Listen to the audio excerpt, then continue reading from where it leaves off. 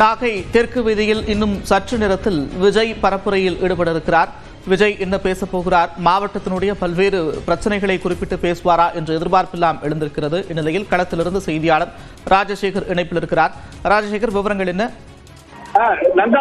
தாவேக தலைவர் விஜய் இன்னும் ஒரு 5 நிமிடத்தில் திருவாரூர் தெற்கு வீதியில் பரப்புரை மேற்கொள்ள உள்ளார். மக்கள் திரளுக்கு நடுவில் இந்த பரப்புரையை மேற்கொள்ள இருக்கிறார். நாகப்பட்டினத்தில் அவர் பரப்புரை மேற்கொண்டு அங்கிருந்து 30 கிலோமீட்டர் தூரம் பேருந்தில் வருகை தந்து சாலை மார்க்கமாக தற்பொழுது திருவாரூர் தெற்கு வீதியில் பரப்புரை மேற்கொள்ள இருக்கிறார். இங்கு ஆயிரக்கணக்கான தமிழக வெற்றி கழகத்தின் தொண்டர்கள் அதிக அளவில் குவிந்திருக்கிறார்கள்.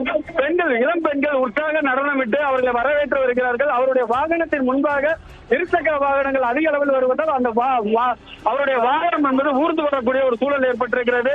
இந்த பகுதியில், திருவாரூர் பகுதியில் பல்வேறு கோரிக்கைகளை அவர் இங்குள்ள பிரச்சனைகளை முன்வைத்து அவர் இந்த உரையாற்றுவார் என எதிர்பார்க்கப்படுகிறது.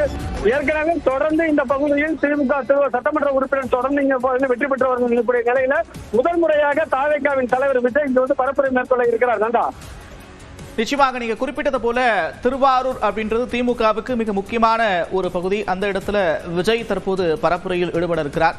மிக முக்கியமாக நாகையில பல்வேறு குற்றச்சாட்டுகளை முன்வைத்து பேசிய விஜய் அரியலூர்ல பரப்புரை செய்த போது மின்சாரம் துண்டிக்கப்பட்டது அப்படின்ற ஒரு குற்றச்சாட்டை முன் வச்சிருந்தார். மறுபுறத்துல தாவேக நிர்வாகிகள் கோரிக்கை விடுத்திருக்கிறாங்க. அதன் அடிப்படையில் தற்போது திருவாரூர்ல மின்சாரம் துண்டிக்கப்பட்டிருப்பதா தகவல் வெளியாக இருக்கு. அது தொடர்பான விவரங்கள் ராஜசேகர்.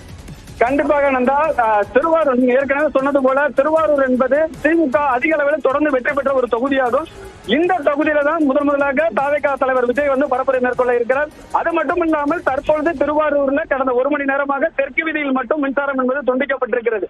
என்ன காரணம் என்றால் இங்கு உள்ள தொண்டர்கள், அவங்களுடைய ரசிகர்கள் 6 லட்சத்தில் அங்கு உள்ள பக்கத்து அருகில் உள்ள மின்கம்பங்கள்ல ஏறி ஏதாவது அசம்பாவிதம் நடந்து விடுமா என்ற அச்சத்திலும், அது மட்டும் இல்லாமல் தாவேகாவினரை கேட்டுக்கொண்டதன் அடிப்படையில் தான் மின்சாரம் என்பது துண்டிக்கப்பட்டிருப்பதாக தகவல் வெளியாகி இருக்கிறது.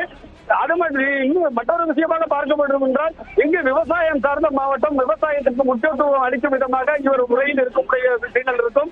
அது மட்டுமின்றி அரசியல் ரீதியாக இந்த மறைந்த முன்னாள் முதல்வர் கருணாநிதி பிறந்து வளர்ந்த ஊர் இந்த திருவாரூர். அது சம்பந்தமாக அதிக அளவில் தாவேகாவின் முதல் எதிரி திமுக என எல்லா இடத்திலும் பேசி வருகிறார். அதனால் திமுகவை அதிக அளவில் சாடி இந்த இடத்தில் பேசக்கூடிய வாய்ப்புகளும் இருக்கிறது.